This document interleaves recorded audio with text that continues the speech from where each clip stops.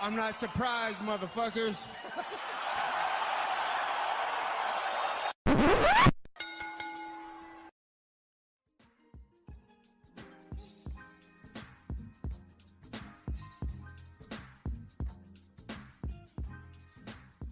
What is up, ladies and gentlemen? Welcome back to the Courtside Soundoff podcast. Once again, I'm Josh and Angel.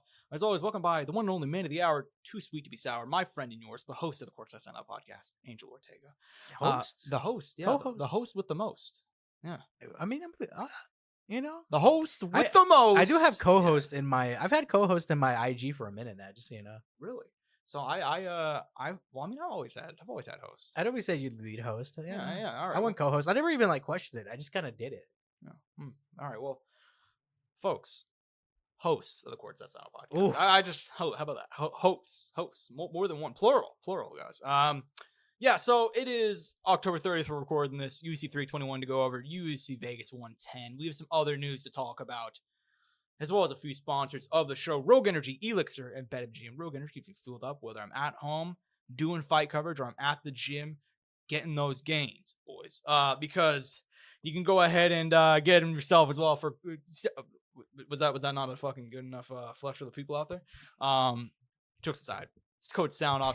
Dude, I don't know why that just made me think of who's your favorite Steelers player, Dana White or John Cena, or what was that shit? Who's your favorite Eagles player? Dana White.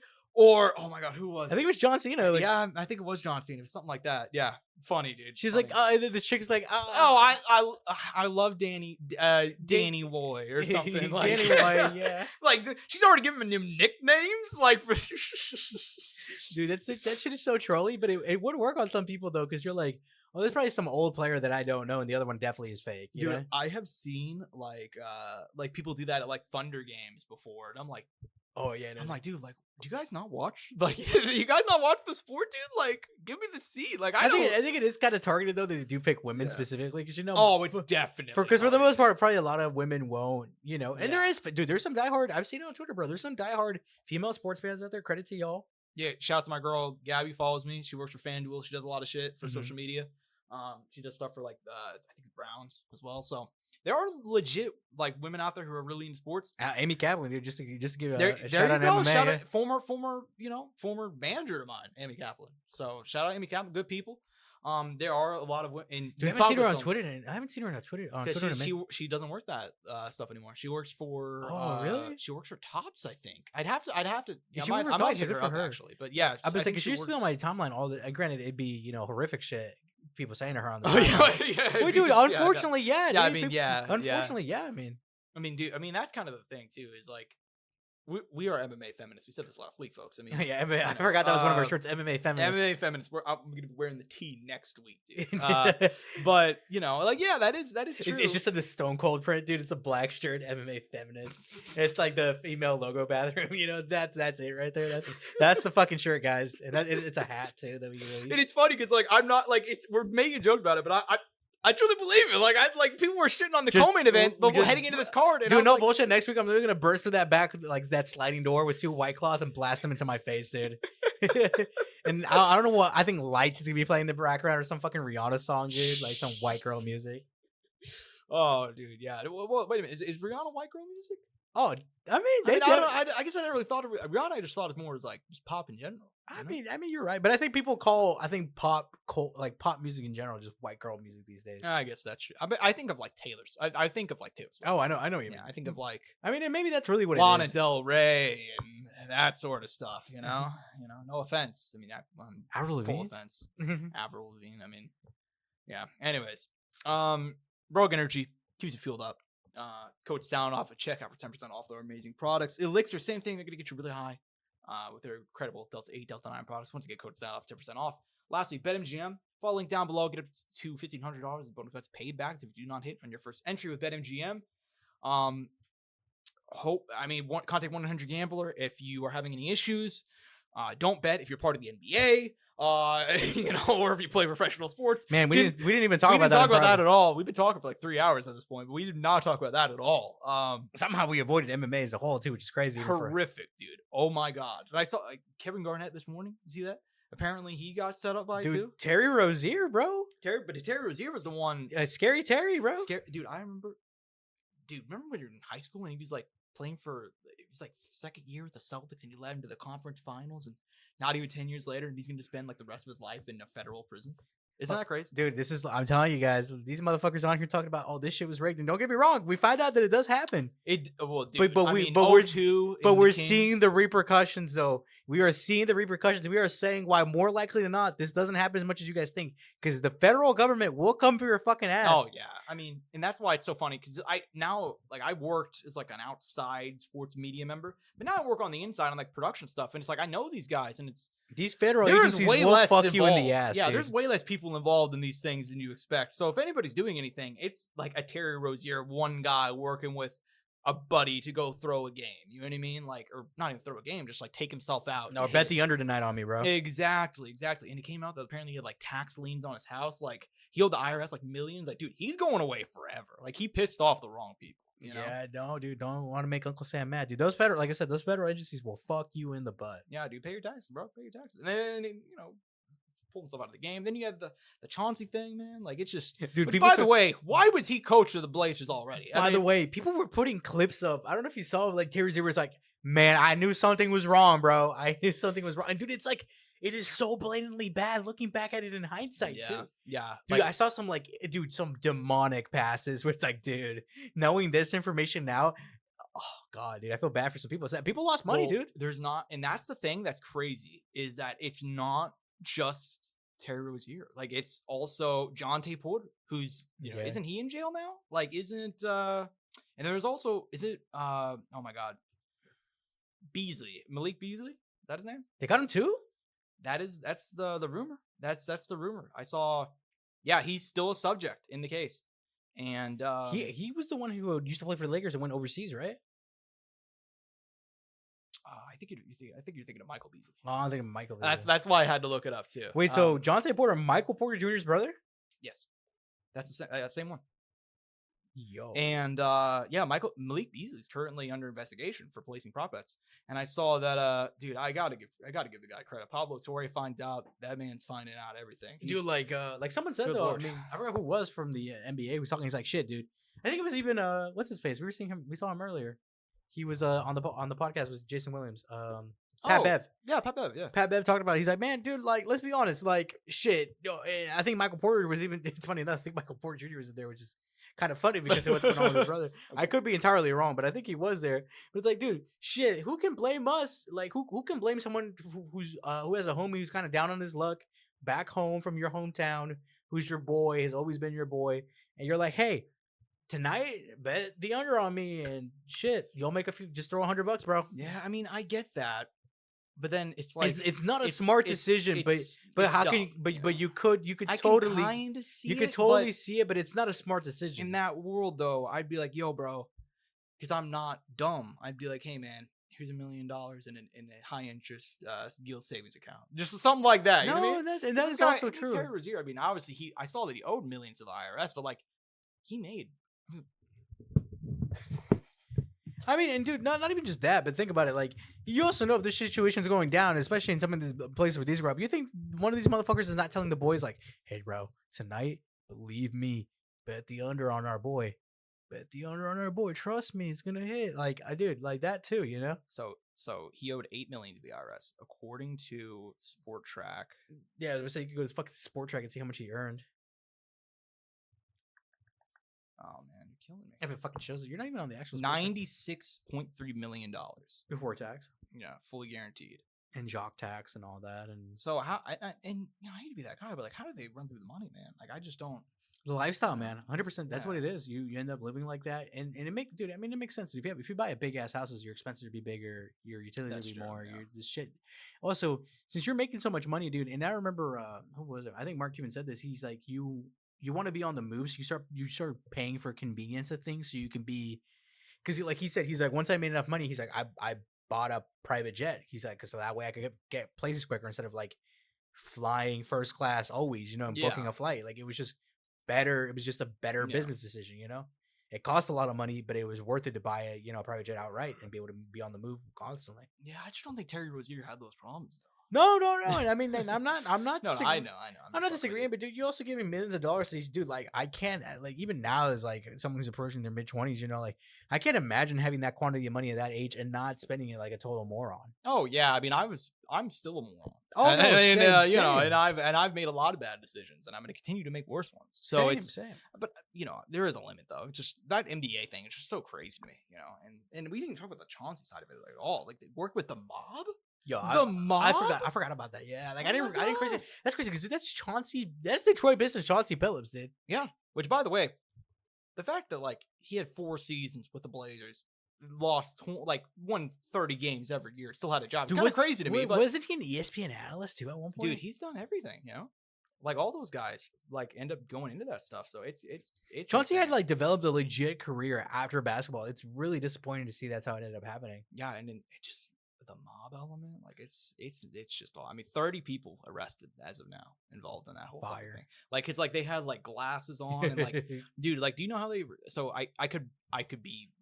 I'm gonna fuck up a couple. Dude, times, do you think it was but like James Krause level, dude? Like the feds came in, raided the house. they totally did 100%. Dude, I hope we get a 30 for 30 one day on that James Krause shit, dude. Well, the issue is Well, I mean, this will probably beat it out, but still. yeah, this is gonna beat it out. I mean, But I'd still love one on James Krause. but apparently, like Chauncey Billups would have these games where like he would play poker and like he would wear like glasses and like the glasses you could see like they were you had, could see like, particular lenses. you could see the card. Yes, and that was the whole thing. That was the whole game. And like I think Kevin Garnett was involved in one of them. I think even Doc Rivers or somebody, like another coach. Oh, was like these guys involved. were Like, playing these side. yes, and they were just playing games. Like, oh shit, Chauncey's playing, man. Like Chauncey wants to play, you know, cards. He wants to come over, have a big game, you know. Like shit, I'll play cards, you know.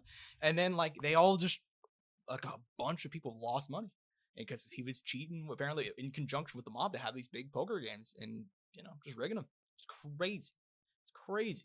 And the Blazers won like 32 games. Like couldn't even win anything, man. Like he had his eye off the ball, man. I mean, anyways, speaking of eye off the ball, how about no eyes at all? UFC 321 going down from the Etihad Arena, Abu Dhabi. Tom Aspinall and still blind as of right now. Ended up being poked. It was 4:35 left in the first round. Poked both eyes. I think it's important clarification. I saw some people posting around the image of like, because the camera wrapped around during the whole replay sequence. Yeah. So I'm seeing some people like cut out the part where you see the one eye poke. But then the other one is way worse because the other one, he's knuckle deep and could not continue. No contest. And look, there's a lot we could say. I'm just gonna throw it straight to you. Did Tommy Aspinall quit? Impossible to say. Genuinely impossible to say. I was listening to the Jackson podcast. Funny enough, I think it was last night, and they were talking about it. Asked TJ, and TJ's like, you know, I don't know, you know, I don't know. He's like, the optics look bad, is what he said. Okay. Which I mean, I don't necessarily agree with, but I don't necessarily disagree with. I know that sounds very weird, but I don't know. It's impossible for me to know. I want to assume not. But there's always a possibility. Mm-hmm.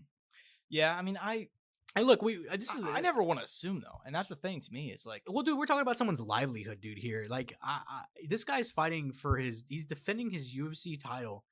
This guy is not gonna fucking compromise himself to be a warrior for the people, to risk himself financially and then risk his title on the line. Like, if the smart approach is to retreat right here because he can't see, so be it. And if it was tactical because he felt like he was getting fucked up, he's like, you know something, I kind of underestimated it. I don't think maybe I need to get some, and that wasn't out, dude. And then if he comes back in a few months and they fight and he wins the fight, we're not gonna question it. Yeah, we're not gonna question it. It's gonna suck if he does come back though and he does lose. That's the only issue, right? Because people are gonna be like, that motherfucker definitely quit. Yeah. You know, yeah. That's gonna be the narrative. That's the thing. This is a shitty thing that came out of this, because now both those narratives are going to lead into the next fight. Yeah.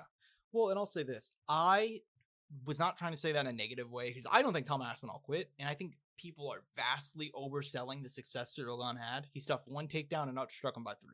You know what I mean? Granted, you could argue he bloodied the nose. Cool.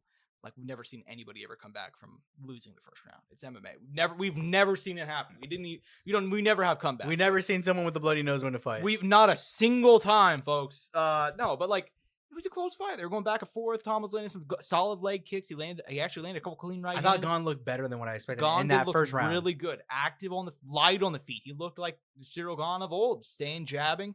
I thought Tom was going to go way harder for the takedowns. He looked more interested in engaging, which was surprising. But look, dude, he got, dude, look at the video. What are we talking about? Watch the video. Like, I cannot believe, and especially in 2025, when we know as MMA fans, if you get poked, if you get blinded, if you get kicked below the belt, if you take a fucking illegal strike to the back of the head, nothing's going to happen. The referees aren't going to save you. They don't care. They're not even going to take a point. Why would you, if you are already compromised from being knuckle deep eye poked in both eyes? We do need to say the officiating was way more aggressive on this card. Yeah, which I'll give massive credit to. Actually, very, very good. Hamdi had a point deducted. Apparently, I believe the referee said if Aspinall could continue, he's going to deduct a point from Gane. I was like, oh my god, what is happening? Well, he would have needed to. Yeah, because that was such a bad one. The stand ups in the Volkov Almeida fight too. Oh my god, dude, that was heaven. It was literally up until the main event. Like, honestly, I would put a lot of props to the referee. Not even saying the referee did a bad job here. I just think it should have been. Jason Herzog did everything he needed. Yeah, I think it probably should have been a DQ, but that's just because I'm so done with people like doing this shit, and that's why it's like, dude. And MMA fans too, like, we have this conversation, but then whenever somebody like has a situation where they can't continue because of an illegal strike, like, we go after them. It's like it's so bizarre. Like, we see fights happen all the time now where like guys lose because they're compromised, and now we have a guy who knows he's compromised, can't see, and they want him to continue fighting. It's just bizarre to me. And I think a big part of it's the John Jones element. We can't deny that. Like, there's such a large subset of fans who want to hate Tom Aspinall already because like he has the title that John Jones had, and John Jones, ducked below the octagon to avoid him the whole 9 yards. We know the story. Ducked below the octagon. I try to the old Chael Sonnen story. I try not to assume anybody's scared of fighting anybody. You're like, oh, he quit. I'm not that guy because, like, dude, you have the mental fortitude it is to go and fight another human being in a cage with your fucking underwear. Dude, like, it's like, I dream of it sometimes, but I tell myself, can I really do that? Yeah, like, I it's something I talked about on the show. Like, I wanted to do it, and then like, I have medical issues. I got a bad back. I don't think I could. Now, even if I could do it, if I didn't have those, I probably would at this point. That's CTE I don't need. So, I know I'm not going to be champ material. So no. It's more for that. I did the walk. I got to experience it. Exactly. Yeah. Got it out of my system. But the mental fortitude you have to do that thing is huge. At a world championship caliber level, dude. At the peak in front of 15,000 people. At the peak of the sport, dude. This guy isn't fighting on the fucking regional scene where he's like, something, I can tell I'm a little different than the rest. Dude, no, this guy's fighting the best of the fucking best. Yeah. Yeah, and in Aspinall, like, it's awful to me the way the fans reacted. And like I said, dude, this is this man's livelihood, dude. However he wants to approach it, so be it. Like, yeah, we might be upset. And look, and I know I'm saying that, and it's funny because I could get criticized for this comment because I'm like, this is livelihood. He can do however he wants, and if like a shitty performance happens, it's people can throw it back on me where it's like, well, you said it's his livelihood. Yeah, yeah. Do it. But hey, man, shit, someone's got to feed their family. There's such a difference between like having like a bad fight though that's not entertaining where guys want to engage versus like straight up. Both eyes, bro. I encourage people, and I don't think people are doing this, bro. Go get eye poked by your homie, bro. Like, run into it. Oh my god, genuinely, yeah. If you've never been poked in the eye before, go for it. That shit, you're blinded for like a few seconds, bro. If it's not even that bad. Never been kicked in the dick, like an actual like full force kick to the cojones. Go for it, dude. Have your buddy do it, and then tell me that you fight after 30 seconds. Okay, like it's ridiculous. I love the sport, but sometimes just the reactions and the hot takes that come out of it. I got the question, though. This is the real important question coming out of this. Hit me with it. How quick do you think the turnaround is? It depends on the eye. Now, I know I saw Aspinall upload that video where he went to the doctor, either on social media or he gave like a little update. And the doc, like, he still can't see out of his right eye. I think that's the one that went knuckle deep. He still can't see out of the doctor said more than likely no long-term complications, but from like reading I've done on this subject, and like he still may not see for like another week, 2. Like that, it slowly can come back from my understanding. Like, it was a bad one, and it's crazy to me that people are just like pretending that it wasn't. You know what I mean? Because like he lost, like, and I don't even think. It's, I feel like if they wanted to push him, they could do like in a crazier scenario where maybe it wasn't that bad. They could fight maybe in like 2 months. Dude, they could have fought theoretically in January, dude. But I'm thinking March is more realistic if they want to. If I think like with an actual push, February. Yeah, I think it's probably good. Realistic February, March push with a February. That's a good timeline. Yeah, I mean, it sucks, man. I feel bad for Tom, and I feel bad for an extent to Ciryl Gane too. I mean, obviously did he eye poke him? Yeah, it wasn't intentional. I mean, I don't. Has Ciryl Gane ever been an eye poker? Not really in his career. No, he's never been. I never thought about Ciryl as a dirty. Yeah, fighter. that's kind of what I'm saying. Like, I mean, it just seemed like it was unfortunate. And Ciryl afterwards, like, he literally cried because he was like, "Dude, like, I was doing it. Like, I was looking good. That was the best performance he's had at the championship level. Granted, it was him shitting his pants against By the way, Ngannou and not really engaging. Did you like Dana's comments afterwards? About everything, by the way. Don't know what to say about that. About all of it. I talk about the gloves. I'm talking about his comments about Tom. Yeah. Here's what I think. Did you not love it? Verbatim. There's no glove that will prevent eye pokes. I think John Jones and Dana White had a sexual relationship, and I think that's the only reason for why we're doing this stupid fucking shit and we're pretending that, can't say that on air, but I'm saying that to you now.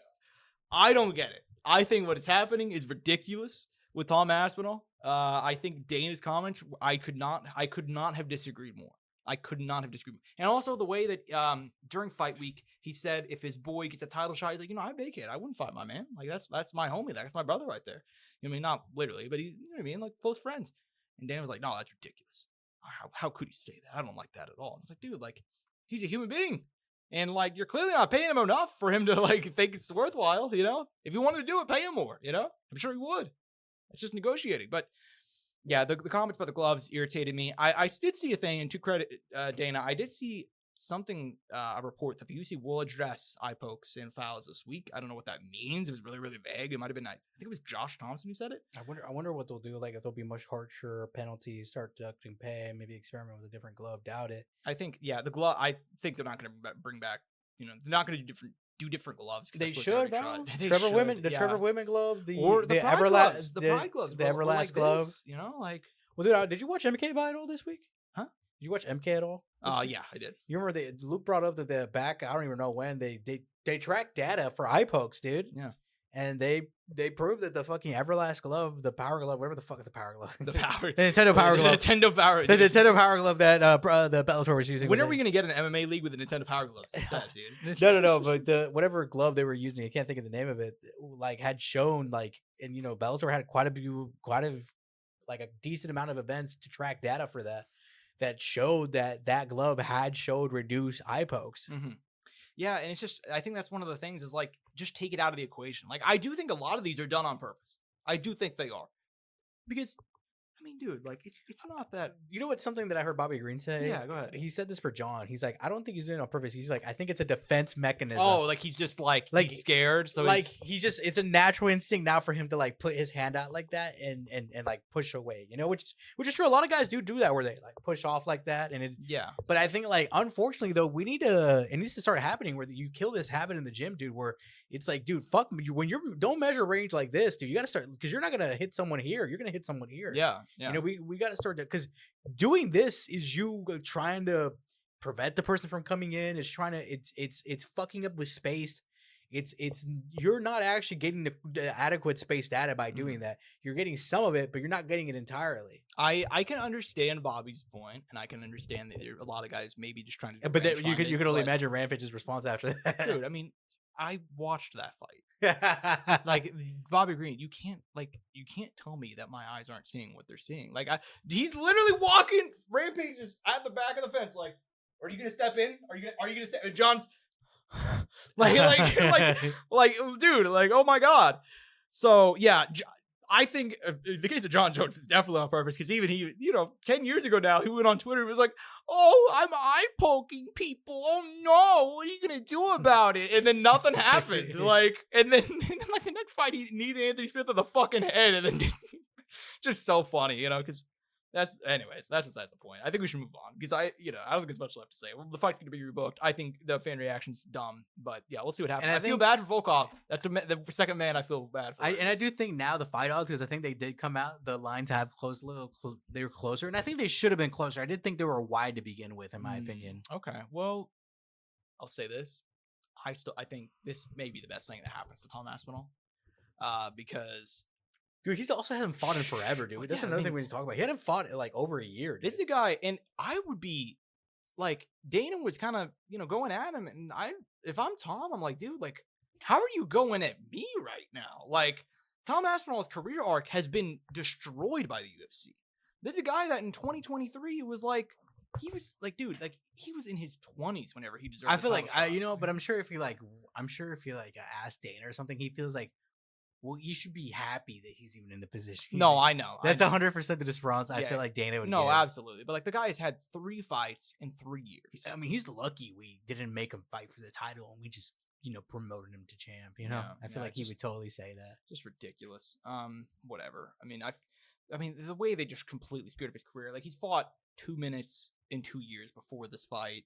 Like, Because he's like that. yeah, well, he's really good. But like even then, 2 fights in 2 years, like they're slow rolling him. So I'd be pissed if I were Tom Aspinall. And to have this happen, to get How many years of his career do you think we lost legitimately fighting? I career? mean, How many fights do you think we lost? what was his average? What was the average fighting? Okay, so he was fighting 2 to 3 times a year. 2 to 3 times a year in MMA. Atypical for heavyweight, atypical for the modern day fighter. And then in 2023, he fought once. 2024, he fought once. And now in 2025, he'll fight once. He obviously won the interim title in November of 2023.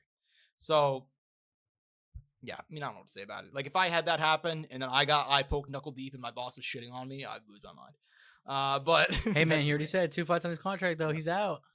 which is awful decision. I'll say that too. That I think it's something we should talk about off air because that's more boxing. But I have my own personal thoughts about that. But yeah, I mean, I don't like that decision at all. If I'm Tom, I'm staying with the UFC 100%. Nonetheless, not everybody can be Francis Ngannou. But anyways, moving one down.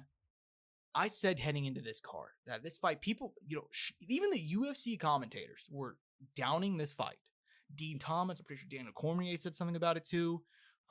People said this fight was pointless. It was the worst women's title fight of all time, which is hilarious to me. I never would have thought that, but I did think it had low hype for sure. It had low hype, but I saw people just downing on it to the point of like, oh, this fight's just awful. Like, who wants to see this? You know what I mean? And it's like, I didn't get that vibe at all. It was the fight of the main card, dude. Yeah, and full credit to them, Mackenzie Dern and New after a long career and somebody who's watched her whole rise. I honestly, that's not fair. I watched both of these gals rise, to be entirely clear. I mean, dude, you saw Verna and fucking Invicta, dude. Verna, I watched her win the title in Invicta and go out and meet with the fans, barely speaking any English and being really, really sweet with them. I remember thinking, that's like, so sad. We won't probably get that ever again. In Invicta, I know. really. I'm sure. I think Invicta's like one event away from being gone. Dude. I mean, they don't even have anything on the books right now, but so sad, dude. yeah. I need to make it up for a show. If they announce when I need to take time off, That's and the way I need to go too. just to support it, dude. Genuinely, it is such an important organization to support, dude. That's like you go on that fucking website and look at that Hall of Fame, dude. Like that thing has built. They built women's MMA. They built women's MMA. Honestly, Like people are like, why isn't women's MMA like? That's a thing to me. People are like, oh, Ronda Rousey couldn't come back and be good today. I'm like, dude, women's MMA is worse now than it was before. Bro, we're pro women here, bro. We're supporting Invicta, bro. We are. I as a straight man, who's not a weirdo and likes to have sex with women, I have no problem with women. I'll say, call me crazy. I put my hand up. Women ain't bad. As an MMA feminist, I have no problem with women. I controversial take. Shoot me if you want. I put my hand up. Women aren't that bad. By the way, you remember as Strickland's punishment, they made him teach female MMA classes. I did see that. Which is almost like they purposely did that too. And I thought it was funny because I'm like, Sean, you fit in. Like this fucking guy with your boxer size. You know what I mean? He fucking hated it, dude. I know. I saw that. But they love being in this class because they hit it. Oh my god, we need to talk about the Nina drama thing where she went off character and started arguing with him on stream. Do you see that clip? And Sean is like, dude, he's like, wait, why aren't you agreeing with me right now? Like, I was like, okay, I'll kind of respect Nina's drama, kind of going up. I didn't know you had that. I didn't know you had some up here. Besides the point though, she's leaving us though. She's going to Dancing with the Stars for a bit. Is that real? Yeah, good riddance. Oh, okay. Well, yeah, it's fair enough.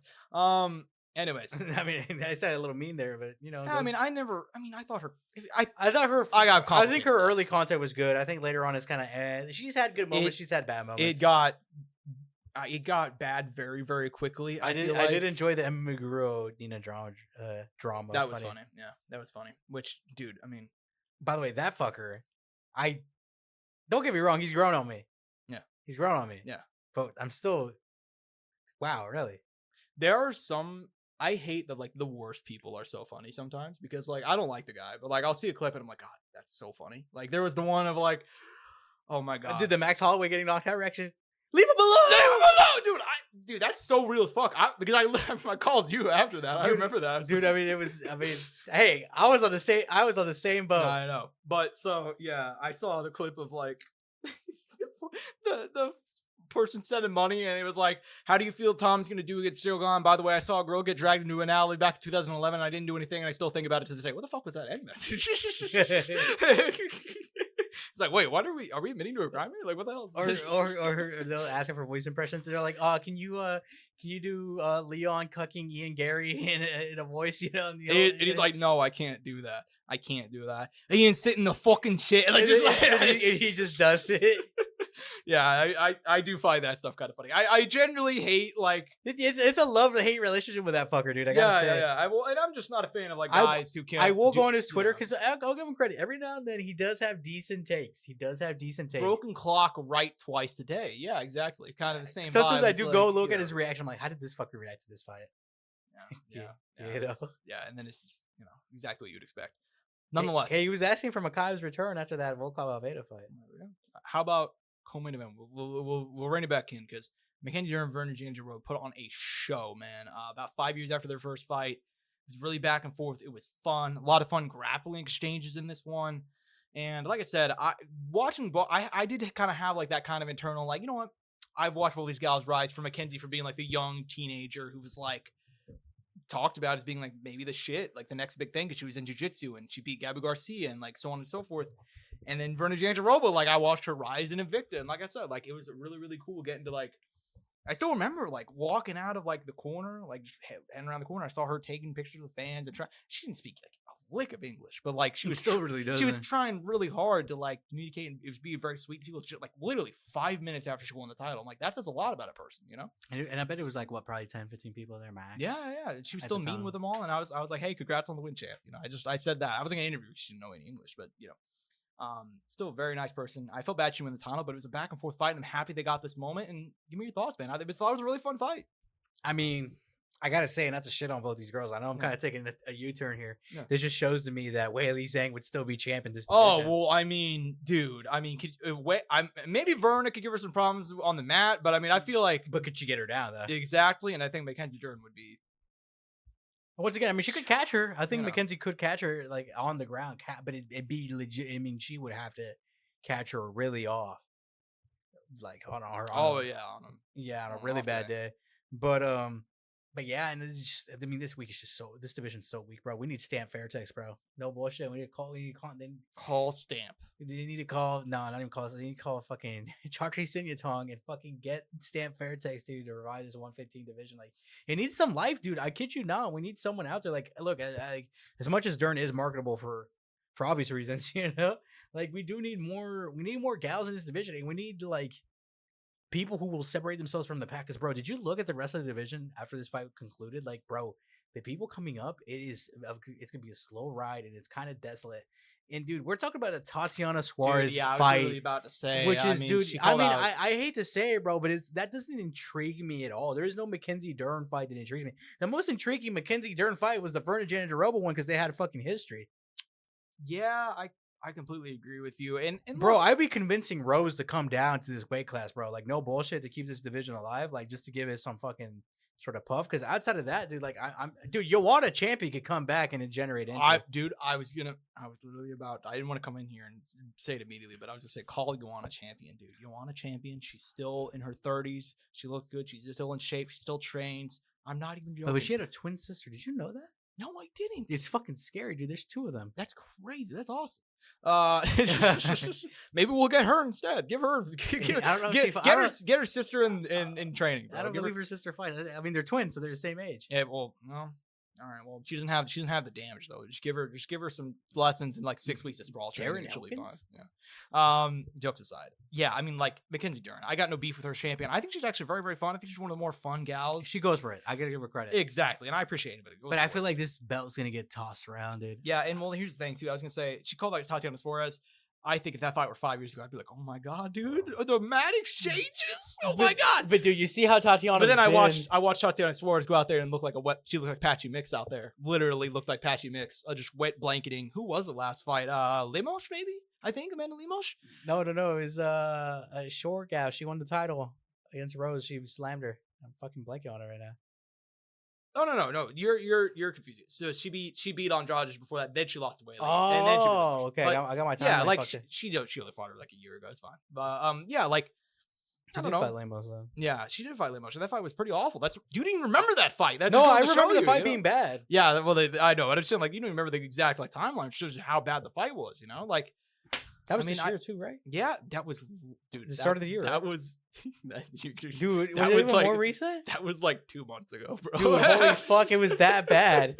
It was that bad. It was on like the prelims. Like it was just not. That's probably why I didn't give a fuck, dude. September 13th, dude. It was last month. Holy shit. So there you go. Holy dude. shit, dude. There you go. That felt so much. Granted, my timelines are so fucked up right now. I can't even deny it. I get it, but yeah, dude, that just shows you that, like, dude, like, there's no interest in that fight. But at the same time, it's like you look up down the division. It's like Zhang Weili gone, Tatiana just coming off a win, I guess. Verna just lost. Yan Xiaonan lost a couple in a row. Mandy Moshkala a couple in a row. Libby Godinez good, but is she there? Is she there? Not. I mean, she's coming off 2 wins, and she lost to Mackenzie Room before that. So it's like she's gonna have to build up a legitimate win streak. Yeah, I mean, I guess you're hoping that Iceman Lucindo can break through. Dude, bro, you got to go down there, bro. Iceman Lucindo, Denise Gomez, like that's the people you're looking at, bro. Jillian Robertson, 7-15. Yeah, Jillian Robertson, number 10. She's riding a solid winning streak, but she needs those signature wins. A fun fight on the mat, I think. But she'd have to get there. She needs to get that big win. She needs a name, dude. She needs to push for it. Yeah, it's just. 150. I love women's MMA. Bro, we're no bullshit. We're about to see like a ranked 11th fight for the title, bro. We're about to see some bullshit like that. I could totally see it happening. I mean, I realistically think they're shooting to go Tatiana Suarez. I think they just, It's such a horrid plan, though. It's such a horrid decision. But they don't care though. They don't have anybody though. I get it. They don't have anybody. Yeah, like I said, it's not even just. Bro, I bet Grosso to come back down, bro. No bullshit. I don't even think she can make the cut no more. But dude, like, just legitimately, just to have anybody, like, I don't know what you can do. Like this division is in fucking shambles, and I don't know how it's gonna repair itself. I don't think it can. I mean, it's gonna take some time. You're gonna have to hope Lucindo breaks through. You're gonna that or Whaley comes back down. Jillian Robertson, Denise Gomez. I mean, they'll probably shoot themselves in the head if Whaley comes back down. Yeah, literally. Tabitha Ricci. You're hoping she can keep on moving on. You know, like there's a lot of multiple gals. But you're looking at these gals that are like on a win-loss win. Yes, that's or what 2 I'm wins. saying. Like none of these. Nobody's breaking. Lucindo's the only one. She's undefeated in the UFC, right? Like yeah. So she's the only one. But she's like what 2-3 fights deep though. Like not even a joke. And it's like she has a couple split decisions in there, and like. I mean, I like the chick. Like, how many fights deep is she into? So she's 5-2 in the UFC. We got that wrong. So she lost early on in her run to Yasmin Yeroguay. She beat Brogan Walker. She beat Poliana Viana. She beat Carolina. She beat Marina Rodriguez. I mean, she just lost to Lemos, and then she beat Amanda Angela Hill. But you look at the competition she's beat though. Yeah, like, and it's like a split over an ancient Marina Rodriguez, like a. Yeah, like it's just that's the other thing. I mean, they're good wins for her early fight career, but it's like. Can you give this girl a title fight anytime soon? No, probably not. I mean, you need to really break through. So I don't know. I mean, I don't know. I guess Tatiana Suarez. That's it. That's literally the only one that makes sense that she has not fought and is in the top 10. Strawweight in shambles, bro. Strawweight in fucking shambles, bro. Yeah, I don't even know. Like until we talked about it, I didn't really think of it. No, bro. I knew this the whole time. This is why I was like, I did not like this fight. Like once it was done, I was like, oh, dude, this shit is ass. Yeah, I mean, we like I didn't think about it. I heard her call out Tars. I was like, sure. I mean, I guess that makes. I mean, maybe there's somebody else out there. No, looking at it, there's literally nobody else you could fight. It's Lucindo who's coming off a win, or it's Suarez. So there you go. I mean, Jesus Christ. Maybe Tabitha Ricci, number 8. I don't know. She's coming off a win, but like, I don't know. Whatever, man. We'll move on down because I think don't have a lot to say about this one, but I'll say this: Mauro Batista performing better than I thought against Umar Nurmagomedov, but still losing, 3 rounds to 0. That head kick though, or was it a head kick or was it a knee? It was a step in knee, and he just didn't follow it up at all. And I was like, dude, what are we doing? Dude, my life flashed before my eyes when that shit happened. I couldn't, and it was a perfect knee. You could not have landed that anymore. He tagged him. He landed, dropped him, and then he just didn't throw a punch for the next 30 seconds. And I'm like, I don't get that. I mean, Umar looked great though. Yeah, Umar looked great. I mean, how did you feel do you about think this? they're gonna get title? Do you think he's gonna get a title shot? I mean, it seems like that's what they're laying up They for. fucking could do, but I've heard so many fighters like retired fighters talk about like the first thing they said was coming out of this fight, they're like, this only convinces me more that Merab will win the rematch. Yeah, because he was kind of gassing out at the end, and dude, I mean, in that post-fight interview, he looked like he couldn't breathe. And someone made a good point. I never thought about it, but they're like, dude, he's kind of like Usman, like he doesn't have like that pop, like no crazy power to retaliate back. Yeah, like obviously they're strong in the wrestling, but like the hands, they don't have like that little punishment that they would need to do a little bit more, you know, with on top of all the skills that they have. Mm-hmm. Yeah, man, it's, you know, I gotta be honest. I just don't really think. I like Umar. I mean, I think he's a fun style. I think he probably beats. I think he's actually. I think Umar. I was legitimately entertained in the way he fought. Like yeah, it was a fun fight. By the way, Bautista, like I said, credit. Like that's you gave him his flowers earlier. Like, dude, he did. I think damn near the best he could do. Yeah, literally with the skill set and, you know, and all the controversy around him, from like the awful Patchy Mix fight to the robbery against Jose. Like that fucker fought his ass off, dude. Legitimately, he did. He performed well, and like I said, the only thing was like not following up on that step in knee. But even that, if he follows it up, he maybe gas himself out, tries to go for the finish. So it goes both ways. I get it. Solid win. I'm sure they're gonna run a rematch with Merab if he beats Pirion. I think that's dumb, but I mean that's what, you know. At the same time, it's like he's the only guy that came close, and after that, I mean, I take this back. It should be Ahmed's hobby, but they're not gonna do that. So, yeah, it is what it is. Moving down, I don't want to talk about this one because, man, they keep on doubting him. They keep on doubting him, and I think it's the most overlooked story in the UFC that 37-year-old Alexander Volkanovski. Wow, I mean, I guess he's 37 too. Alexander Volkov at 37 at heavyweight division has seemingly entered his prime and just quietly did it. He loses to Tom Aspinall in March of 2022, and after that, he just goes on a run. Knocks out Yarzinho, knocks out Romanov, beats Tai Tuivasa, submits him, dominates Sergey Pavlovich, who at that point had only lost to Tom Aspinall, and a clean knockout.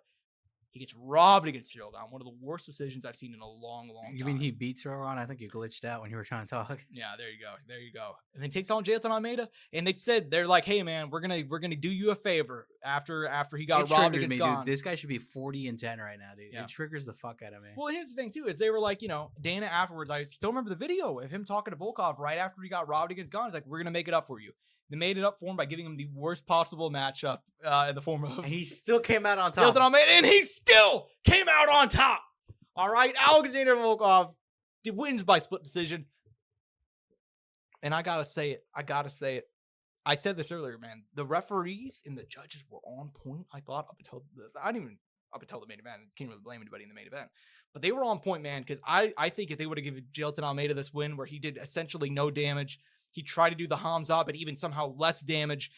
Dude, the crazy thing is, and I gotta say it, Jailton could have won this fight kind of easily if he just did a little bit more. Like he really would. Like if he did anything, like just much more of anything, like he could have won this fight. It would have been his decision easily. He just didn't throw it like any punches on the ground and lost the fight. Like he himself, like it's almost the correct result. Because of how badly he did, because he did something so good, but then when he had to follow it up with, he was so bad at. Well, and that's what pisses me off about Jailton Almeida, because I think Jailton Almeida, with his grappling ability, his gas tank, so on and so forth, this guy should probably be champion. If I'm being honest, like he has decent hands too. Like, dude, go back to like a year. Curtis Blades, that fight, Curtis Blades probably the best wrestler in the division. I feel pretty confident saying that. Dude, he threw him around like a rag doll for a round and a half until he got hit with an elbow. It happens, you know? True, but he also stuffed all his takedowns. Like I always said, man, like I was like, dude, once this guy runs into Curtis Blades, like once he runs into someone he can't take down consistently. That's true. And he kept on getting back up, and he got caught eventually. But I'm just saying, like, he showed the grappling skill in all of his fights, and it's just like he won't throw the punches though, and it drives me. The Derek Lewis fight was the worst example, and this one here where Volkov didn't do that much. I thought, well, first round he landed a solid amount of strikes, I'd say, but rounds 2 and 3, like he really didn't get off a lot, but he still did more damage than Jailton Almeida, who did nothing. You know, and had like 2 minutes. It's like, what do you value more, 7 punches to the head or 2 minutes of control time, where both guys are flat on their back doing nothing? You know what I mean? Or I guess Volkov's flat on his back. You know what I mean? Yeah, I don't know. Good for Volkov. I thought he deserved it. 1-3 Volkov. Argue with the wall. Yeah, that's my thoughts. That's my thoughts. And he should be getting a title shot next. We'll see if it happens after the rematch, obviously. I think he should, because at this point, he's ranked... What is our boy at? He should be like the number 1 contender, bro. Number 2 behind Gane. And he beat Gane in that rematch, so I don't really care. Dude, what if they book Volkov Aspinall? They're like, fuck Gane. I'm afraid they're going to book Volkov Blades. That's my number 1 fear right now, because... It's literally that dog meme, dude. You know what you're going to talk about with the sun sitting in his face? Yes. His eyes closed is literally that. Yeah, dude, because maybe he beats him in a rematch. He almost beat him in the championship rounds of that first fight back in 2020. So, we'll see. And that was the fight that made him be like, oh, I got to take my wrestling more seriously. So that was a huge one. Maybe shit. I mean, we still see some holes. No, definitely. Osman Markanov, this one shocked me, beating Alexander Rakic in 1 round. Holy shit. We got a contender at 205. Yeah. By the way, I think they pointed out the stat. They were like, dude, this is the most successful guy at 205 below 6 foot since DC. Oh, I love that. I didn't even, he's 5'11", 5'10". 5'10", yeah. Well, that's for the short kings out there, man. That's probably DC's real height too. No, DC is like, you've seen that fucker stand next to Max Holloway, dude. Yeah, Like, I was gonna say DC's 5'8", dude. Like, I don't know if he's 5'8". Max Holloway is 5'11". All right, DC's right? like 5. Dude, I can see DC being 5'10". Well, he's also what? He's 45 now. You get older, and then you lose your height too. And he's wide. I mean, so Max Holloway is 5'11". Let's pull up the picture, okay? Dude, it's actually demonic. I remember when I took a picture of the screenshot of that and like did the lines and edited it. Yeah, dude, what the fuck? I'm taller than Daniel Cormier. Do I got to pull up my picture with Max Holloway now to provide a frame of reference? Because like, maybe you're the same height as DC. I might be the same height as DC. But I feel like I'm closer to Max though. I feel like I'm closer to Max Holloway's height. I don't even know if I would. I don't know how I would find that right now. But yeah, dude, DC. There are some people who egregiously lie about their heights. I found out Arnold Schwarzenegger the other day is actually like 5'9". Complete. Yeah, dude, look at that. I'm taller than Daniel Cormier, bro. It's a young you too, bro. Yeah, man, that's so funny. But anyways, yeah, some people lie about their heights, and DC is egregious. But Osman Markanov, he looks like he's a legit 5'10", and he's got the power, man. I love to see it. I feel bad for Rakic because I feel this is the death nail for him. I mean, barring a Dominic Reyes resurgence, which only Dominic Reyes. And I mean, that's what he's gonna need at this point, dude. 33 years old, 4 losses in a row, 3 of them by finish. Going on 34 next year, had injuries, setbacks, years off. Brutal, man. I mean, dude, it might be over. It might be over. We'll see. I mean, I still think he can beat some of the lower ranked guys, maybe, but give him a oh my god, a Krylov or a Alonzo Menifee. Who was the one who knocked out Nogueira? Oh my god, you hated this fucker. Oh, Ryan Spann? No. Oh, it was Ukrainian cat. Oh shit. No, he knocked out Shogun. Oh my god. Oh my god. He's not even in the company anymore. God, what was that kid's name, dude? He was awful. No offense to him. I'm sure he's a nice guy. Face right now, he's actually really fun to watch. Ihor Pateria. Ihor Pateria. Dude, this one triggered me so bad, bro. That's why you could still remember it, dude. They gave a 43-year-old Shogun Rua a 19-2 Ukrainian prospect in his final fight, dude. Shogun was kind of laying some bombs early too, so that should have been the earliest sign because he got cut. Yeah, that's right. He lost his next 5 of his next 6. Area. Anyways, reining it back in. Good for Osman Markanov. You take a look at the undercard. You know, Quinlan Salakid murdered Nasrat Hakparas. Dude, one of the most brutal ones in a long time. Luke brought it up. He's like, dude, that's the most memorable or like most devastating head kick in a while. But dude, you know what's crazy? The one that came to my mind was the Jessica Valentina Shevchenko one, dude. That one was bad too. She was out for like 5 minutes. Like literally 5. I remember people being like, is she dead? Like, I think she might have died. Like, it was one of those. Like, and they had to pull out the oxygen for that shit. They did. Yeah, that one was. Took her a while to come back. I remember for that. It was real delay. I remember they had to like really delay the pay-per-view there for a minute. Yeah, that was a bad one. Yeah, man. In terms of this knockout, solid stuff from Quinlan Salakid. I feel bad for Nasrat Hakparas because I feel like he's a guy that he had some fights in a row, right? 5 in a row, man. 5 in a row. This is his best run since he came into the UFC. So I kind of feel bad for the guy, but Salakid has arrived. Solid win. Ikram Aslankarov, solid win there. Park Jun Young, nothing too crazy. A little underwhelming though. You would think, but granted, this is the Iron Turtle though. But in any win's a win as far as I'm concerned, especially whenever you're still relatively young in the promotion like he is. So. because it's easy to forget. He's only got 4 fights in the company, I believe. So he just got elevated to that Whitaker one so quick. Ludwig Klein. His 2 losses on his record are fucking Robert Whitaker and Chimaev. Which is insane to think about. Yeah, like I mean, I guess you can't really fucking follow a guy for that. It's like that. It's like that. Oh my god, I can't. Was it Yuji Nagata or something? There was like an old Japanese pro wrestler who had like 2 fights in Pride, and it was a young Fedor and a young Pro Cop. Like same shit, dude. Anyways, Ludwig Klein, Mateusz Rebecki. Mateusz Rebecki might be the most violent man in the UFC. Have we? I mean, like given that running out? CTE, bro. It's him and Scadaboo. Yeah, I mean, yeah, literally, dude. Cam Scadaboo. We didn't talk about this whenever we were saying it, but like, he's the only player in my entire. I've been watching football for like 15 years now, like full time, whatever, like intensely, and I've never seen a player get cheered at the opposing stadium, at the Eagles Stadium, getting carted off. I've never seen it happen. And dude, Cam Scadaboo got like a standing O, bro. It was the craziest thing I've ever seen. They're like, you know something? So be it. They're like, that's my cat right there, Scadaboo. I don't care that he plays for the Giants. It was crazy. Yeah, man. Solid fight of the night. 50K for the boys. Best 4 weeks of NFL right there, dude. Scad. Was it like 4 weeks? No, 1 week. No, for him. Actually, yeah, he became a starter. I'm talking about that run. Yeah, it became starter in like week 3. So yeah, I'd say so. Week 3, week 4, somewhere around there. Walter Walker. What's this? Heel hook 3 or 4 now? At this I think point? it's on 4, dude, which is insane. A company record that will never be broken. The Clean Monster is the nickname, man. Insane. Yeah, 4 heel hooks in a row. That's never getting broken. Yeah, wow. Unless Holy we get some shit. like insane jujitsu. Unless fucking Mikey Musumeci comes into the UFC and starts obliterating guys that are extremely low level. Like, no, we're never gonna see that again. Nathaniel Wood picking unanimous win over Jose Miguel Delgado. Big time. I remember shouting out Nathaniel Wood last week. Worst fight of the year. Man, it's in the running, I think. Hamdi versus Chris Barnett. I got to see some cake. Got to see, man, who does he think he is? Literally, who do you think he is? I remember there's a whole thing on Twitter. Yeah, I mean, Chris Barnett. They cut Hamdi. And I don't even blame him. I mean, at this point, without the roids, we've seen he's not as entertaining. Failed the drug test, 3 awful fights in a row.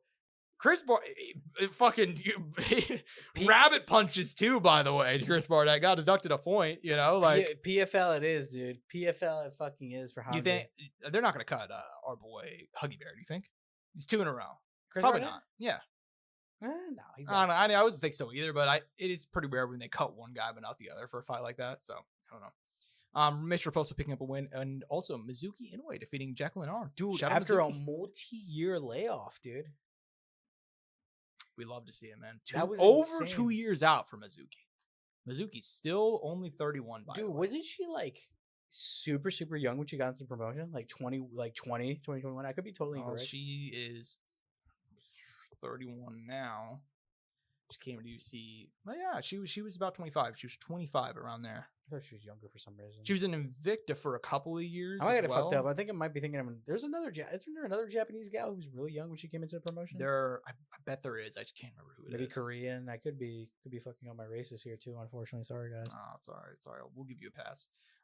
Yeah, no, I can't find it. But anyways, I thought there's somebody young gal who I have to look into it. We'll have to look into it later. But nonetheless, man, it was a back and forth card. Some highlights, some lowlights, main event. It was all over the place. It was a shit show, dude. Yeah, it is what it is. I do want to move on because this 3.1 on Letterboxd, honestly. You know what? Yeah, that's literally dead on. I'm gonna give it a 3.1, 3, I guess. Something like that. 3, better man than me. Yeah. Anyways, man. Move on. UC Vegas 110. I don't think we're going to spend too much time on this because I do think there's some really fun fights here, but it's also a lot of filler. One of those cards, like really a lot of filler. It's at the Apex, obviously. Main event, I kind of love it. I'm not gonna lie. Steve Garcia. I love it. It is a hardcore fight, though. It's a fight that, like, yes, it is. But if this were like the third fight on like the ESPN prelims, MMA boner. People would be talking about a fight of the year. That's the type of skill these two men have. Steve Garcia has won, ladies and gentlemen, he's won 7 in a row. Be Calvin Kattar, Kyle Nelson. All by finish, pretty much. Yeah, except for the Kattar one. Except for the Kattar one. Yeah, and dude, there was literally, I remember, what was it? The Choi Sung-woo one. By that point, he knocked out 4 guys in a row. I'm like, dude, Steve Garcia knockout is free money, and ended up winning a lot of cash on that one. So, love my boy Steve Garcia. Now ranked number 12, one of the most overlooked stories in the company. A former Bellator guy. He's fought all over the place from bantamweight. Now he's finding a home at lightweight and featherweight. So he's kind of been all over the place, man. Taking on David Onama, just so entertaining. Kansas City's own David Onama as well. He's won 4 in a row. You know, he's had some setbacks in the UFC. He lost to Mason Jones. He lost to Nate Landwehr. That's a upper weight class though. Yeah, exactly. Now he's got his home. He's looking good. 4 wins in a row. Last week, Giga Chikadze earlier this year. Give me your thoughts on this one. I mean, I'm excited, dude. I'm heartbroken because these are 2 guys that I've like really like at this point followed their career for several years now, and obviously David being a local guy, I always got to support them. You never want to see one of the local cats lose. Dude, I gotta go Mean Machine on this one. Dude, he has just looked so good. His maturity in the Cater fight was awesome. He wanted to finish. He didn't necessarily go for it too hard because he still knew that Cater was dangerous. He didn't want to underestimate him. And he kind of let the fight develop naturally. It was a very mature approach to a fight. And I mean, I imagine it. I mean, if he can continue this, I don't see how he can't beat David Onama here. I mean, Onama's great. I mean, I can see Onama winning here, but I'm this train right now, this win streak. Like, how do you stop this guy? That's kind of the way I feel. I mean, there are some people He's fucking dialed. He goes in, he goes for it. Like, there are some guys who, like, they just don't give. Prime Max Holloway did not give you a chance to breathe, basically. Like, he went in there and he was just going to fuck you up. There's nothing you can do about it. Like, you're going to be taking those punches, and unless you could find something to put him off. Like, the thing is, how is this guy not already a fan favorite? That's what I'm saying. Like, it's insane to me. This guy's won 6 fights in a row, 5 of them by first round knockout. We're early, bro. We're early to this party. I can't wait for him. I mean, I don't know if I don't know. It's because I think he has like a generic name and he's bounced around weight classes and he's been fighting in the Apex a lot. True. But fuck, dude, he shouldn't have been fighting. Multiple factors, I think. Current line, by the way, -135 for Steve Garcia, +110 for David Onama. I'm gonna take Steve Garcia, man. I'm fully aligned with you. I think he is. What's the over on rounds? Do they have that by chance? No, they do not. I have to pull that up, but I'll say, man, Steve Garcia, like I said, he is just a freight train. I mean, the guy's named Mean Machine for a reason. He fights like fucking mean, dude. Like, he goes in there, he gets in your face, he lands bombs. There's nothing, man, he looks so good. And I really like David Onama a lot, but you have seen when he gets into those chaotic fights, those really crazy skirmishes, he's a little bit too willing sometimes. Nate Landwehr caught him. Mason Jones, they had a pretty fun fight. He caught him. So I'm kind of in the same mindset here. I think that's kind of a matchup that's not really tailor-made for Steve Garcia, but if David Onama hits really hard, he could maybe get him off him. But yeah, man, I've got Steve Garcia coming through here. Is there an over on the line? Oh, yes, we do. We have round betting. Method of victory. Do we have over rounds? Oh, you're killing me. Heartbreak. You're killing me. Yeah, they don't have that. They just have like which round the fight will end. By the way, Steve Garcia in round 1 +250. +250. I doubt it though. These guys are fighting 5 rounds. There's a lot on the line here. I think these guys will push damn near the distance. It'll be a late finish in my opinion. Well, if you're thinking late finish, Steve Garcia knockout after 3.5 rounds +1350. That's a fun line right there to ride. That's an interesting line. That's a fun line to ride right there. Interesting. I don't know if I go with it necessarily, but it's a fun one. Yeah. Like if you want to do a straight bet with some value right there, I'm kind of fucking with that. I'm kind of fucking with that too. I like that. Anyways, man, we're in agreement on the main event though. Should be a fun fight. Co-main event: Waldo Cortez Acosta, Salsa Boy, former MLB pitcher. Lost to Sergey Pavlovich. He did. He's a fucking pitcher. Lost to Sergey Pavlovich earlier this year. He's taking on Ante Delija. Ante Delija, now ranked number 9. He's obviously the man that's friends with Tom Aspinall. We have the whole conversation, he won't fight, yeah. Whatever. He knocked out Marcin Tybura in about 2 minutes flat in his debut in September. Trying to break through here, man. Ante Delija, I feel like people that hyping him up, to me, he's not really an unknown guy because he's been in the PFL forever. He's had a lot of success there, too. He had a lot of success. He had a couple of failures when he stepped up a competition as well. So kind of back and forth. What do you think about this one, man? I mean, this is an easy one for me, dude. I think Delija here. I mean, yeah. Cortez Acosta can maybe do it, but, dude, I mean, he's fighting a seasoned guy who's able to finish a fight. Costa, dude, as a heavyweight, does he even have a single finish yet? Not that I know of in the UFC. That's what I'm saying. In the UFC. Oh, he knocked out Ryan Spann and Lucas Bresky. That's it. Lucas Bresky, who should have been cut. I don't know if he's cut at this point. Ryan Spann, who's had his own issues. I mean, I don't know. I don't think he gets it done here. He's fucking number 6 in the heavyweight division. Yeah. We talked about this a while back. I forgot. That's like That's like really making me sad right now that Waldo Cortez Acosta. Well, Anthony Delija is about to be number 6 here in a week. Yeah, I mean, I'm gonna pick Anthony Delija. I mean, I think Waldo Cortez. That's a hate pick right there out of you, isn't it? Oh, absolutely. I don't like him. I mean, I like I said, I hold grudges as an MMA fan. I hold grudges, and it's for dumb reasons. Him like taunting an 47-year-old Andrei Arlovski after the bell and talking shit to him, like as if he didn't just go the distance with a 47-year-old Andrei Arlovski and lost round 2 to him. Whatever. Just kind of loser shit, in my opinion. But that's just me. Not a big fan of it. But take a look at the rest of the card. Jeremiah Wells, Themba Dreambo, Themba saying at the press conference this week. Dude, I saw that shit. He's like, I cannot afford a loss here. I'll literally kill him if I need to. And I'm like, it's something scary about hearing it from like, there's certain accents that are just scarier, and he's from Zimbabwe, so him saying that he's gonna kill somebody is a little bit more scary than me saying it, you know? So yeah, and you know, and by the way, do you know why people hate Themba? You're just like hating, bro. I know, but I'm seeing people call him a scammer and like weird shit. Like, is it just people being people? You know how people are. Yeah, fair enough. Okay, Charles Slur Radke. I was literally about to say, dude, this guy's still in the UFC, bro. I mean, if he loses here, he gets cut for sure. Yeah, dude. I mean, maybe not though. They kind of like that. Am I wrong though? Like Cedric Dumas on this one too, bouncing back from the nut shots. By the way, the fact that this fight's buried on the prelims is fucking criminal, and I don't know if you already know which one I'm going to lead you to. Caitlin Vieira versus Norma Dumont. This is a top 5 fight in the bantamweight division for women. They're like, why does nobody care about women's MMA? And then it's like, here's 2 top 10 women. Not even just that. This is gonna be fighting at like this 6, 8. This is one of the best bantamweight fights you can have in a division, and it's buried. Yeah, that's fucking disgusting. Yeah, and by the way, Norma Dumont, in my opinion, like overdue for a title shot at this point. Like, I mean, it's the division's awful, and like they're just handing them out like. I mean, she's next. I mean, if they don't do I mean, they're gonna do Amanda Kayla, but after that, I mean, it's her. Yeah. I mean, Pacheco, free agent. I mean, dude. That's oh my God! Hey, don't. But I'm not getting my hopes up because she is. I mean, this in a great way. She's a big woman. She's a big woman. I mean, true. I mean, if she does come, I mean, they're gonna have to fight at 45.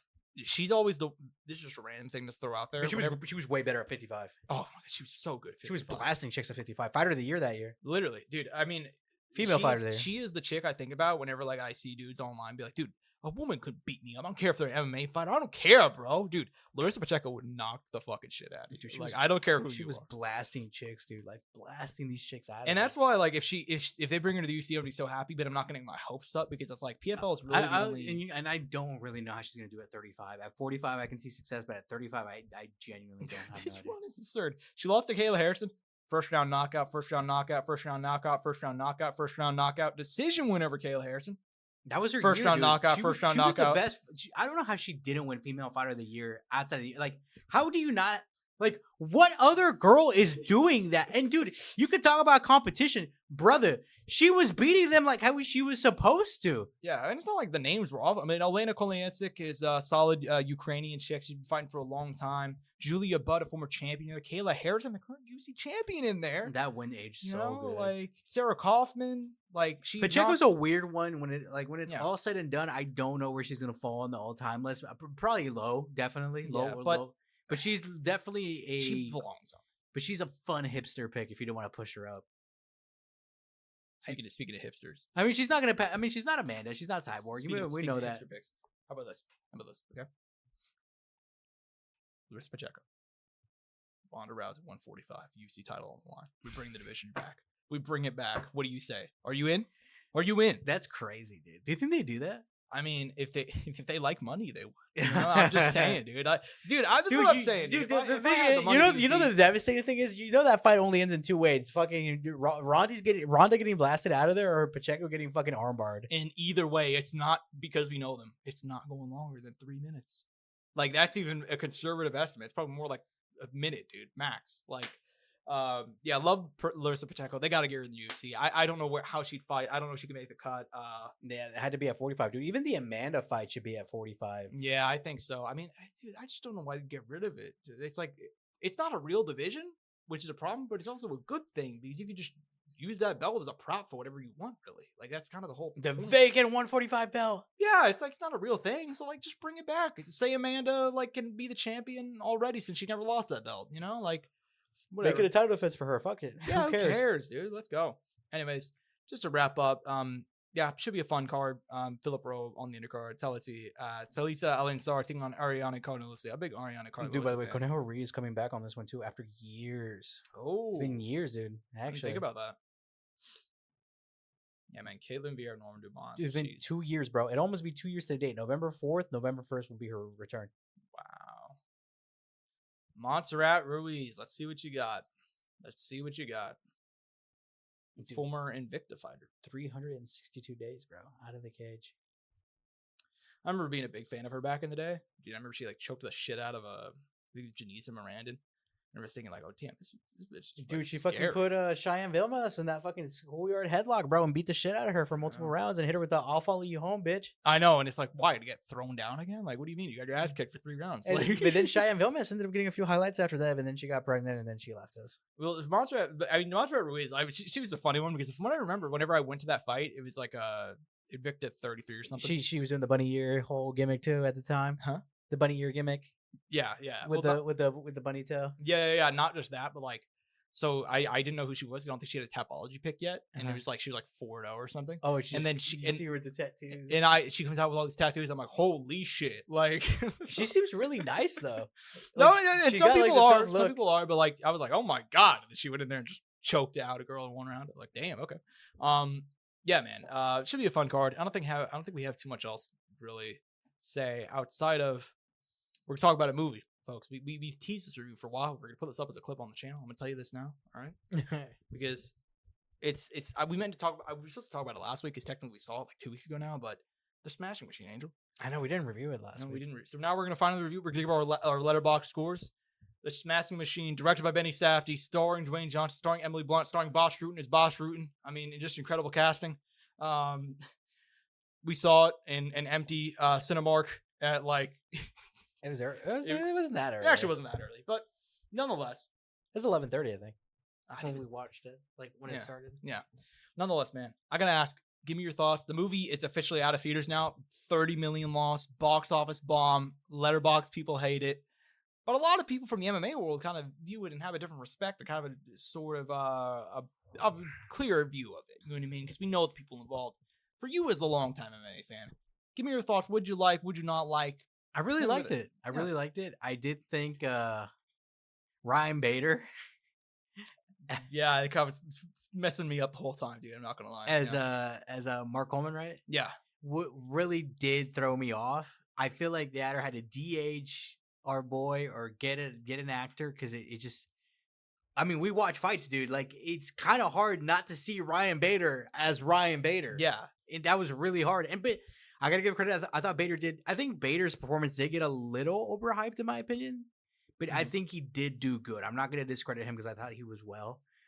I do think you had to be. I think you have, like you said, you have to be a fight fan to have kind of appreciate it a bit more. I think the average person just going into it blind and going into it is not gonna enjoy it as much. I really wish they did more Pride Easter eggs. Just as a personal thing. Big one for me was like they didn't even have the Pride lady, which would have been such a small. That was a and small dude, one. they could have used old audio for that. You know, in my opinion, just restored it. I mean, dude, there's these audio engineers who do some fucking magic. They could have done that. Like you told me, I forgot that fucking 40-minute fight with Sakuraba 90-minute fight. That was the same event. They didn't mention it at all. They're not even as a reference, even on the TV in the background or something. Or even have a fucking actor to even do fucking.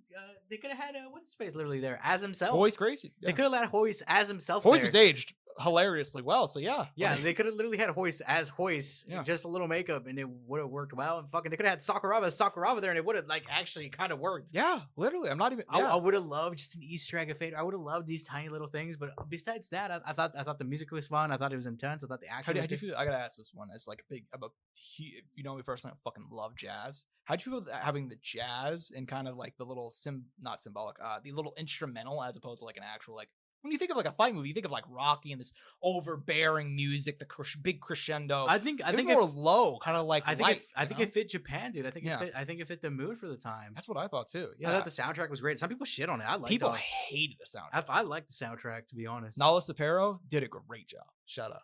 So, dude, no. Yeah, I loved it. I thought it was fun.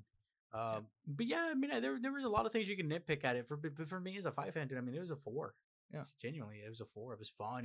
It had the intensity. There was these highs. There was stuff in that happened in there that we didn't know about. I'm not going to spoil it, you know.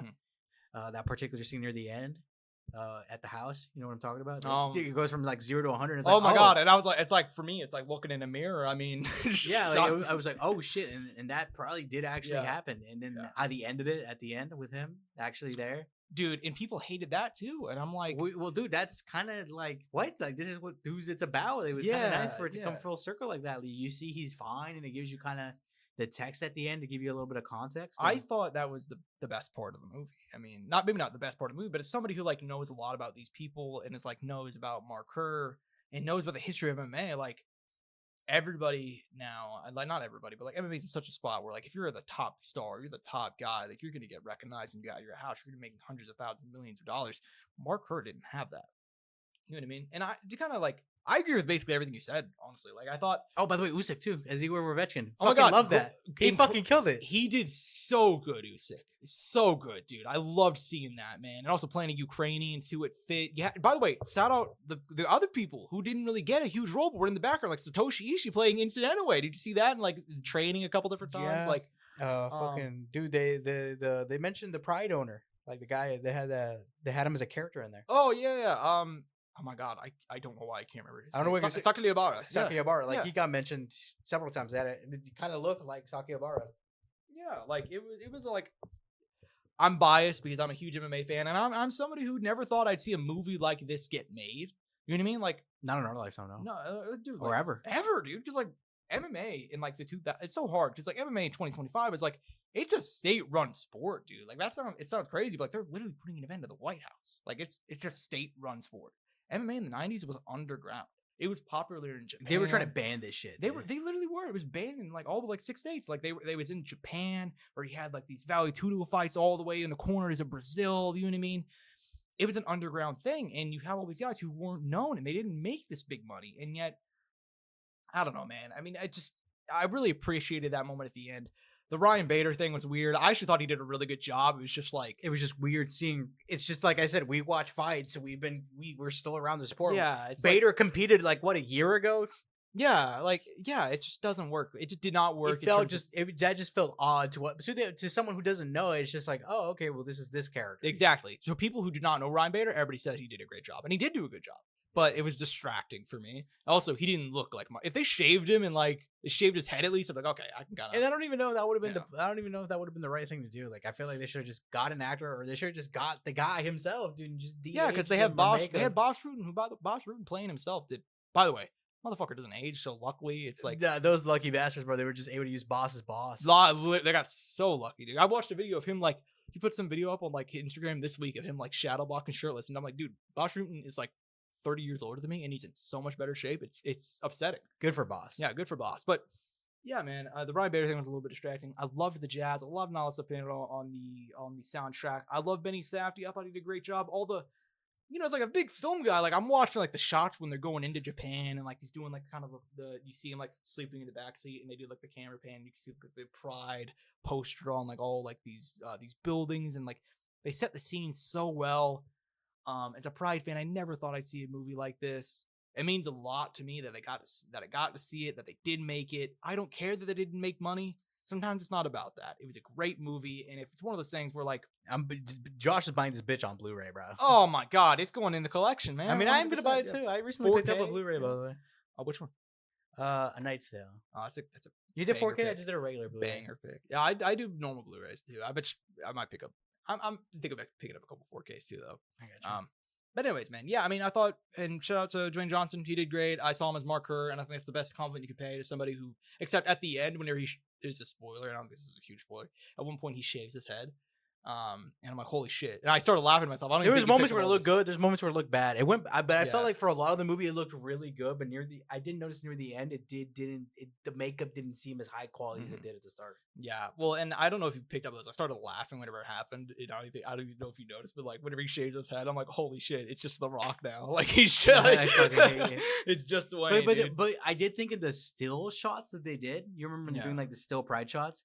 Oh, I thought yeah, he really like, did look like him there with the bald. Yeah. in the opening too of like, hi, I'm Mark Kerr. I fight in the heavyweight division, and like he nailed the mannerisms. Oh like yeah, he the did cadence. the cadence. He did it so well. Props to Dwayne, man. Honestly, you How gotta he give him props. articulated. He sounded like, dude. It's funny because I recently watched that podcast with Mark Kerr, and it's so crazy hearing it, like him talking about talking about life in that time, and then watching the movie. And it's like, oh my god, like Dwayne did his job, dude. I mean, he was built for that role, and it's not going to get appreciated. Unfortunately, people are going to just say it was The Rock being The Rock. But bro, if you go and look at the documentary, you listen to Mark talk, like Dwayne did a really good job, and it's not going to get appreciated. Unfortunately, I think. Well, and it's because people are like, oh, he's winning the Oscar. It's Oscar bait, and it's like I can kind of see it, but at the same time, it's like, dude, I don't think he's going to win an Oscar for it. Unfortunately, I don't think I don't he's even going think to get nominated. or he's not even going to get nominated for it. But I do think he did a legitimate good job. I mean, this is one of his best like acting performances. I think people mentioned like they brought up like really old movies from way back in the day that they were like, this is probably the best performance since this movie. Like Walking Tall or Southland Tales or something like that. Something like that, yeah. Well, I mean, and apparently he's going to be working with Benny Safdie a lot moving forward. Apparently his next movie's going to be with Benny too. Like he's going to. Is that the Hawaii Mafia one? No, that's Scorsese. Which I mean, I have high hopes for him in that. Yeah, too. But apparently he's going to lose weight, and it's based on like a kid's book where it's like there's like an old man that has like a talking toad, and Benny Safdie and The Rock. It's some really weird shit that just like sounds something like Benny Safdie would do, you know? The fucking Safdie brothers did. Yeah, dude, love and stuff. Cannot wait for Marty Supreme, man. Cannot wait. By the way, I did not know that one of the Safdie brothers in Good Time played a person who is mentally challenged. Thank you for saving me there. Yeah, dude, I got you. I knew you were searching for it, and I was like, let me just get that out before we. Which it took balls to do. That's the dude who. I mean, that's the one who directed it. It was Benny. That's what I'm saying. Yeah. Like that's why I brought it up. Benny is like a really talented actor too. In Oppenheimer, it's Edward Teller. He talked about that. He talked about why he decided to do it and why he didn't get someone else to do it because he felt like some of it could be offensive to someone like that. Yeah. And he felt like he felt comfortable doing it. And I saw him I saw him on the Reddit AMA recently, and he talked about the reason why he felt he wanted to do it and why he wanted to do that character like kind of justice, because he is somebody who feels like he has really, really bad OCD, and he has like, I don't remember what mental disorder it is in addition to OCD or whatever. But he's kind of like, I kind of get what it is to kind of have these little hang-ups and have these little disconnects in the social situations that like the character would have in real life. So I tried to do that justice. He's a great actor, great director. I'm gonna buy it on Blu-ray. Yeah, man, that's my thoughts. I mean, favorite movie of the year thus far. But that's because I'm inherently biased. I'm very, very biased, and hey, at least you're honest about it. I'd be honest, dude. I'm honest about it too. On my Letterboxd, when I tell people about my Letterboxd and how I rate shit, I'm like, dude, just so you know, this is totally what I like, and I'm being biased. Like, this is just to be upfront. Yeah, it's funny too, because I think if you look at like random people's Letterboxd, like there's this dude I used to work with, and now he's actually funny enough, he works in the movie industry. Shout out my boy Joseph. If you're actually, what's he doing? Yeah, he directed a couple of indie movies, and actually was almost an extra in the background of one, but I had to work that day. What a Chad, good for him. Yeah. So anyway, I saw like he rates movies. He doesn't write reviews, but he'll just rate something. I'll look up a movie. Oh shit, my boy gave him like 3 stars, and he doesn't write reviews, and that's how I know it's his opinion. But on Letterboxd, when I see like a written review, and it's like it's the most performative shit of all time, where it's like you're just trying to seem like you're you know what I mean, like just a over the top movie buff. It's like, it's okay, dude. It's just like what you like, you know. You don't got to be performative, or just have your own opinions. And I think it's a fantastic movie. It was really, really fun. Not really fun. That's not the right word. I do think not everybody's gonna be able to appreciate this. Of course not. And I think it's one of those things too, where it's like the movie at its core, if you're not an MMA fan, it's about a man learning acceptance of how to lose. That's it. And that's a message that if you're not somebody who's really into athletics, if you're not into sports, you're not into overcoming, whether it be addiction or whatever it may be, if you don't have those struggles, maybe you can't relate in the same way. Maybe you won't like it in the same fashion. And I saw some people being like, why wouldn't they just make this movie about Mark Coleman? He's the one that like triumphed and won the whole thing. And I'm like, that's besides the point. Like that was the other side of the coin. Yeah, like I guess they could have, but like that's besides the point. Like it's about Mark Kerr overcoming these internal battles. It's not about the fight inside the cage entirely. You know what I mean? So I don't know. So they're just you saw it too. I remember I mentioned it. I was like, you see the parallel of their lives a little bit. You see how Mark's living. You kind of see how Mark Coleman's living. You see how Mark Kerr's living, and it's exactly. He has kids. He's settled in. He's living in the apartment with his wife.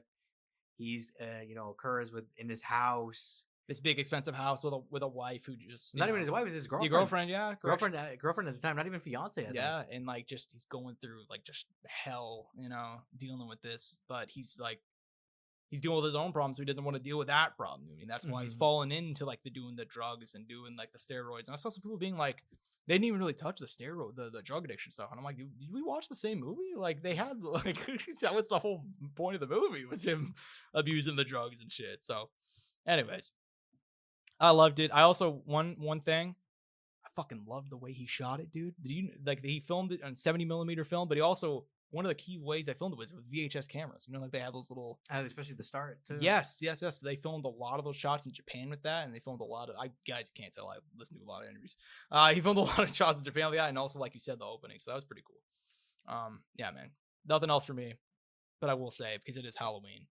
Angel, what's your favorite Halloween movie? I gotta ask. It's October 30th. Halloween is tomorrow. The people are gonna be hearing this on Halloween. One of my favorite movies that takes place on October 31st. Yeah. No other than The Batman. Oh shit. The Batman, which I've been meaning to watch. I've been fucking slacking, dude. You gotta rewatch. Yearly rewatch, dude. It is at this point. Yeah. Yeah, I just rewatched that one too. But what's your actual pick then? If because obviously that takes place on Halloween. But if it's like a horror movie or something like that, Halloween adjacent, bro. Back in the day when I was little, believe it or not, I'd throw on the Casper movies around this time just for shits and giggles. Okay, all right, that's a really good pick. Yeah, that's a really good pick. I can't think of any other particular because there have been like a big horror guy. I was gonna say you never really talked about horror movies. I watched some throughout time. Like I watched the Philippi Brothers one. Funny enough, we mentioned that the Rocket guys. Oh yeah. Let Me In. I watched that, which I thought that was actually good. Yeah, dude. Hey man, the Rocket guys walked so other YouTubers can stumble. I mean, I don't think anybody can ever do anything as good as they're gonna do. Honestly, probably not. I mean, they're killing it. They're really passionate about what they're doing. Yeah, like I saw Chris Stuckman. I don't even think you know this guy. He's like a movie reviewer. He's been reviewing movies on YouTube for like since like 2008 or something. Put out his first movie this past week. It's getting, Well, dude, a lot of YouTubers have made movies over the years, dude, and not all of them have been successful. I mean, fuck, dude, a lot of those Vine people did movies, like fucking Logan Paul, Jake, King Badge, fucking Shane Dawson at one point. Real throwback right there. Wow. Yeah, let's leave that name in the past, brother. But but legitimately, these were people who made movies though, way back in the day. Anyways, so yeah, man, I am personally, I'll give two then, since you gave two. You said the Batman. I'm gonna go the classic, The Thing from oh man, when did it come out? 1980? John Carpenter. 1982, man. I don't think you've seen The Thing with Keith David and Kurt Russell. I've thought about watching, but I never have. Oh shit, I'll give you the Blu-ray over there. Yeah, man, one of my all-time favorite movies, man. Just I saw that like this is one of the things, like growing up, my dad was really big into 80s movies, so like he'd be like, can you blame the guy? Yeah, right. He'd be like, Josh, we're gonna watch a movie tonight. Like this is with my dad. This is why I do this now. Like he would just like sit in, like he had this little setup in like the basement with the big TV and like a couple of like recliners or whatever. He would just light up a stogie and watch like an old like 83 movie. Like that was Chad. Just, yeah, right. So I watched a lot of those movies like that. That's why Thing's up there. And then also, did he like throw on like Face Off for you or like shit like that? That's not even a joke. I've seen Face Off. I have too. Yes. So he would throw on Face Off. He watched Dread. Fucking what's some other ones from back in the day? I'm trying to think. I think Ataga's 90s. I don't know if it's 80s. Yeah, I mean he would watch a lot of that shit. Like like a lot of old, like he watched a lot of like old detectives like Columbo back in the day too, like a lot of that sort of stuff. Like it wouldn't always be like old By the way, stuff. Random movie, but it's really relevant now to our time. Did you ever watch Artificial Intelligence? No, when did that come out? Ooh, early 2000s, bro. Early 2000s? Who's in it? Look it up. It's some big time actors in it, and I think it's a big time director that I'm blanking on right now. 2001. Oh. AI, yeah. Oh, okay. I know what you're referring to. Okay, I've not seen this. Is this Spielberg? This is not. Yeah, this is Spielberg. Holy shit! I can't believe I pulled Spielberg. that out. That's crazy. This is an insane movie, dude. Haley Joel Osment, Francis O'Connor. Jude Law, Brandon Gleeson, a young Chris Rock, Meryl Streep, Robin Williams. Robin Williams. Yeah, man, crazy. I've not seen this movie. You have not? No. It is very, very sad. That's one I'll have It's to. a great film though, and I haven't watched it in years, so I don't know how it's aged. So I need to watch. I might me and my buddies do movie nights every now and then, so I might have to throw this one on. You should throw that one on. Yeah, throw on the thing while you're at it too. Yeah. And then I watched John Wick for the first time. Really? I'll put that on air, and I watched John Wick 1 for. What'd the you first, think? It was a little overhyped. Yeah, It was that's the way I good. feel, It was too. good. It was That's the- solid. Yeah, you know what? But I heard 2, 3, and 4 are better, or get better. I heard That's what third is the I'll weakest. say. I've only seen the first two, and it's been years. But I remember liking the second more than I liked the first. I thought the first was okay. I felt like it took a little bit of time to get going. You know what really, like, people were really hyping it up, but you know what it really reminded me of? It really reminded me of those Freddie Wong videos, and it's like, dude, Freddie Wong was doing this shit.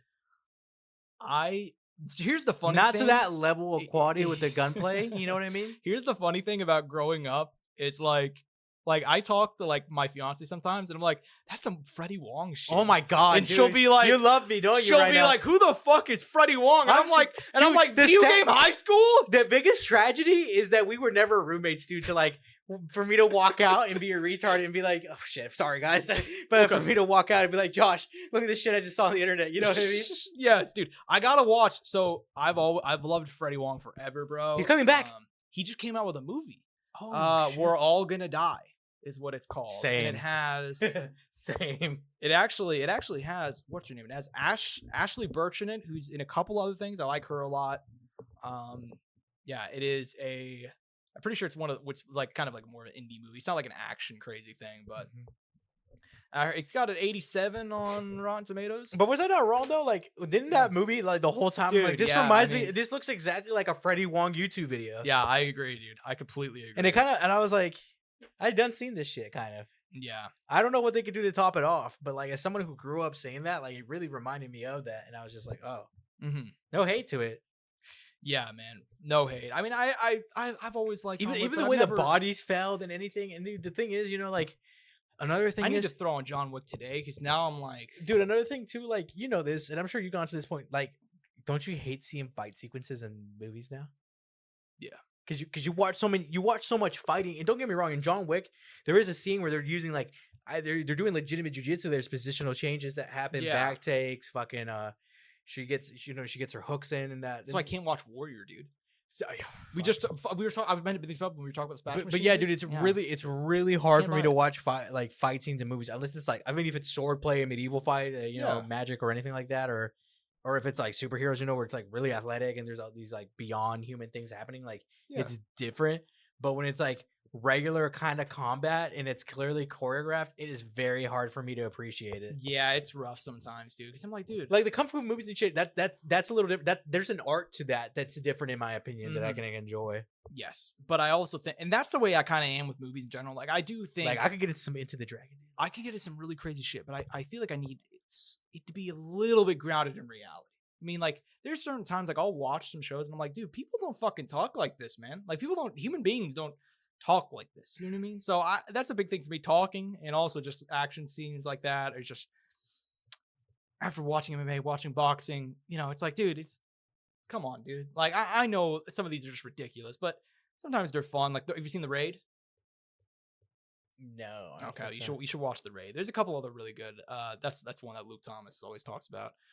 So yeah, shout out LT. I've been watching such stuff like Ocean's 11. I've been wanting to watch Southpaw. I have saved. I got a few things saved that I Gotcha. just haven't gotten to. Got you. All right, well, fair enough. I think we covered the movie segment for 30 minutes, so I'm sure you guys all love that. Oh yeah, the original Scream. That's it. That's my other pick with Matthew Lillard. Shout out him. Shout out Shout out Courtney- Shaggy. Shout out Shaggy. Shout out Courtney Cox and the whole gang. It wasn't me. David Arquette. Anyways, man, he's at Angel Ortega _1 at Courtside Sound for all things relating to the show. Hope you guys enjoyed this pod. Enjoy the fights this weekend. Peace.